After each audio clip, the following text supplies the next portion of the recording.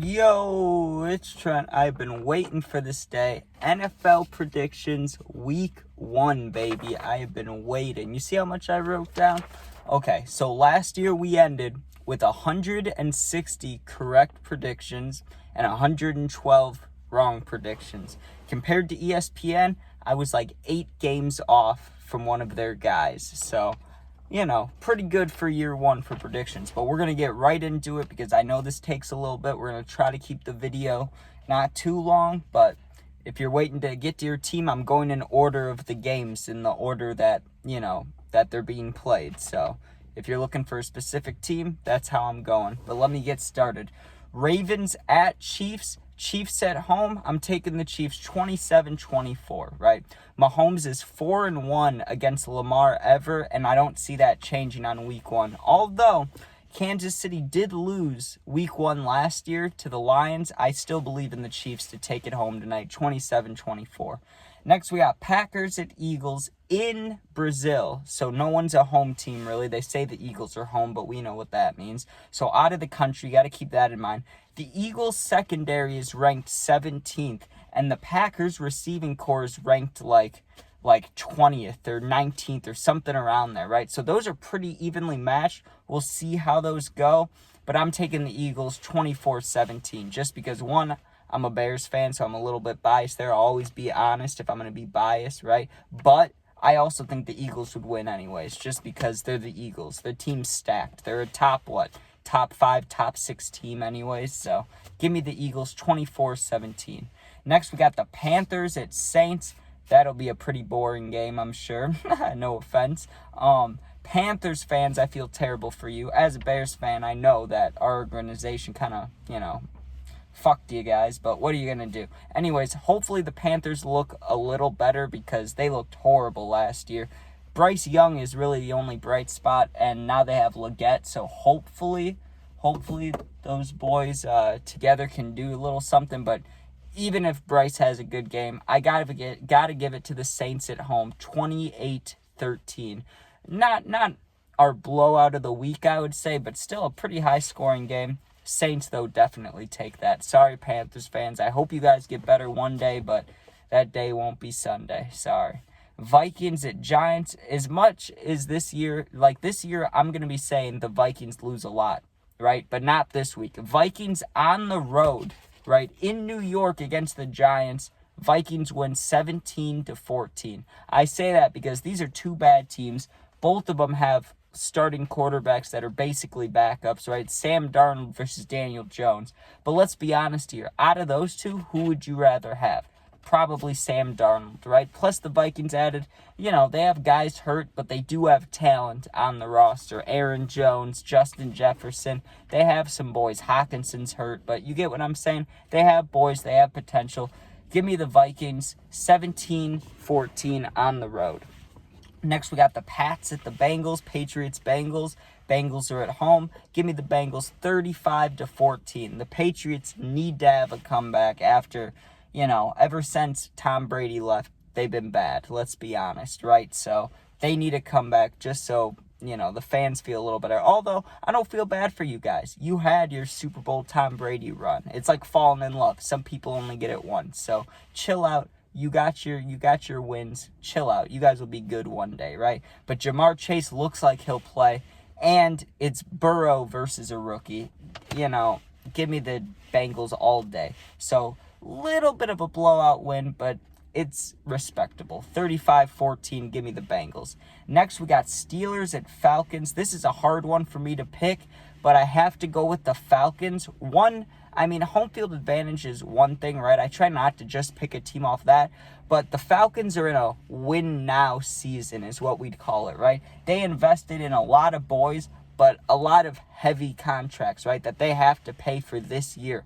And 2 or 3 of those guys they signed may only be 1-year deals. So if, with how their cap space is going to look the next few years because of these signings, it's a win-now season. They're going playoffs or bust, I'm sure. They have to make the playoffs. They have to win in the Falcons' mind, right? I love Fields, right, but he's not starting. Russell, he should be the starter. He won a damn Super Bowl, played in 2 of them. He should be the starter, but I just think they have a better chance of winning with Fields, just with the overall team. But who knows? I mean, it's cool to have two quarterbacks. You definitely upgraded from Kenny Pickett, but to be honest with you, Russell was good 10 years ago, so two mid quarterbacks now, it's like whatever, dude. You're not really helping your team too much. But Russell still might have some in the tank, but I got to give it to the Falcons. Very close game at home, 21-20 Falcons, right? Next we got the Texans at the Colts. AJR, right? Anthony Richardson Jr. I think he'll have a slow start in this first game because he was injured for a long time last year. And even though he looked pretty good in camp, I still think that there could be some troubles, right? Like, everybody gets a little nervous when you first come back from an injury.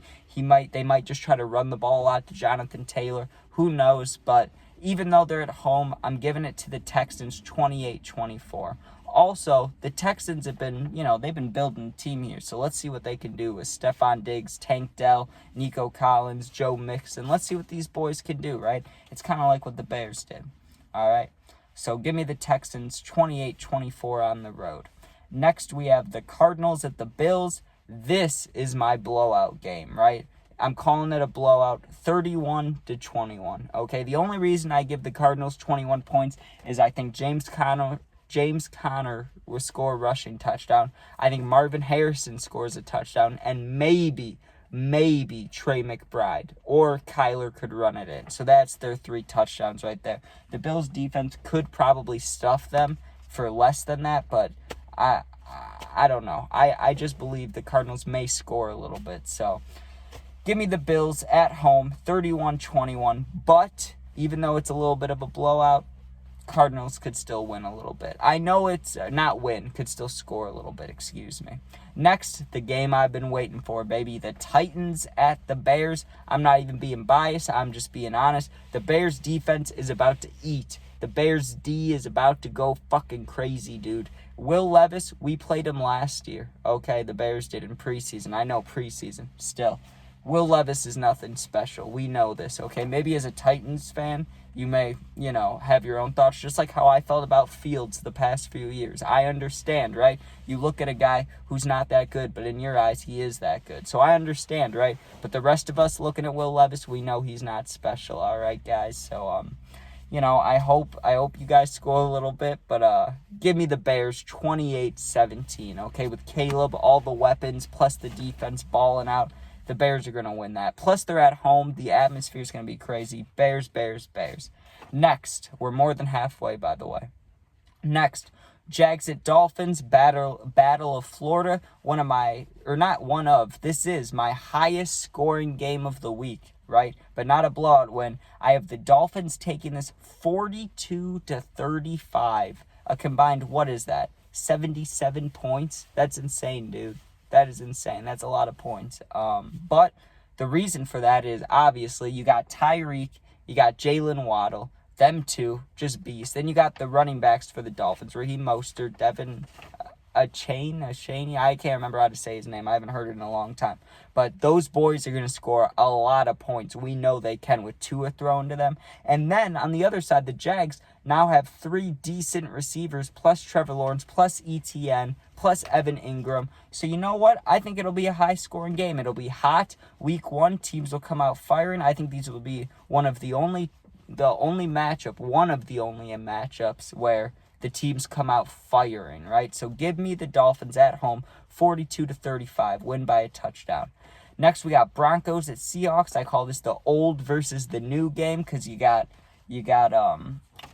why can't I think of his name? Who's the Seahawks quarterback? What's going on here, dude? Why can't I think of his name? Geno Smith. Okay. Geno Smith, that dude's like 34. He was a backup most of his career. He's balled out the past few years. I wouldn't say balled out, but he's played good enough to be a starting quarterback. I'll admit that, right? But who's he facing? Bo Nix and the Broncos, right? Now, I have to be honest here. This is a tough game for me to decide between, but I'm taking the Seahawks, and not because they're home, right? I'm taking the Seahawks 24-21 because, one, I think you always take the more experienced quarterback over a rookie. That's just how you do it because it takes a rookie time to adjust. That's how it always goes, right? Or most of the time. plus the Broncos. Let's not forget how toxic that Russell Wilson situation was and Sean Payton.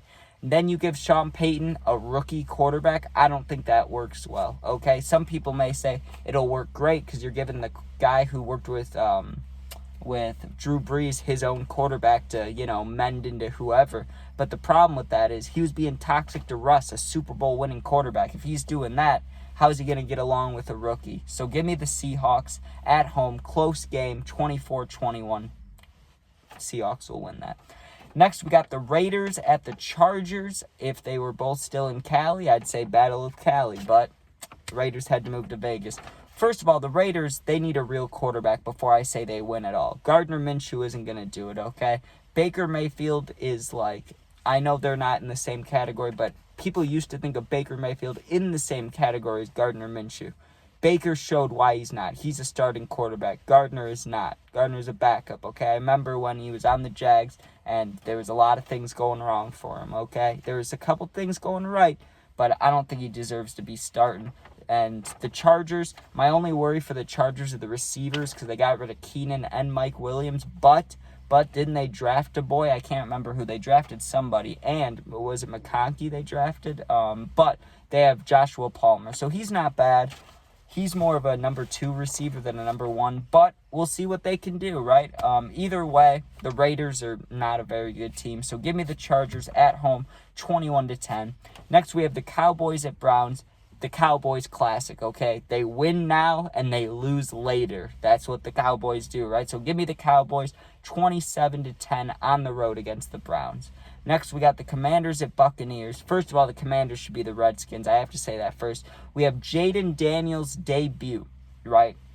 A lot of people think he'll do well. I think he'll do well for the season, but I think he'll have a rough first game, right? He's playing in the heat, and he's playing the Buccaneers, who are not a bad team, okay? You got to remember, 3 years ago, this was Tom Brady's team. There's a reason for that, all right? I trust Mayfield. I trust the Buccaneers. It's my blowout of the week, or one of my blowouts of the week. Give me the Buccaneers at home, 24-3. I'm sorry, Commanders fans. I do believe in Jaden Daniels, just not this week.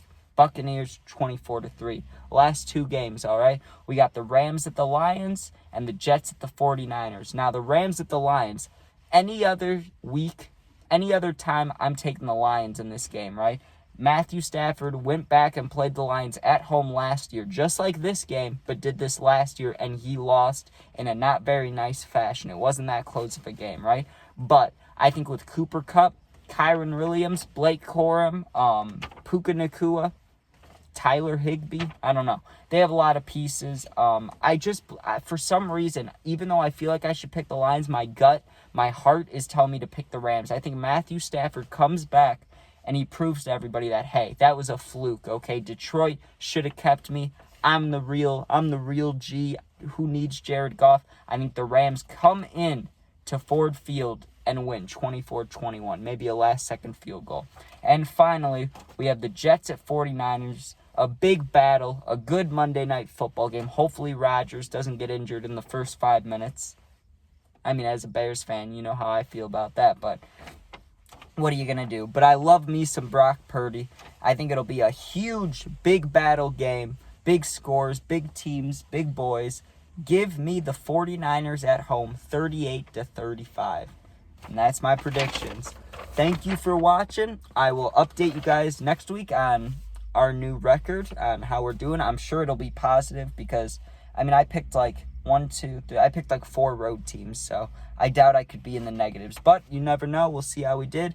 Just a reminder, last year I was 160-12, or 160-112. So, I was way more positive than negative, but I could do a little better. So thank you guys for watching. Be safe and peace out. If you're going through something, you need someone to talk to for real, my Instagram is linked. It's also the same exact name. Go in there, DM me, hit me up anytime. I got your back. But thanks for watching. Go Bears. Hope you guys' bets all hit. I know I made a few. Peace out.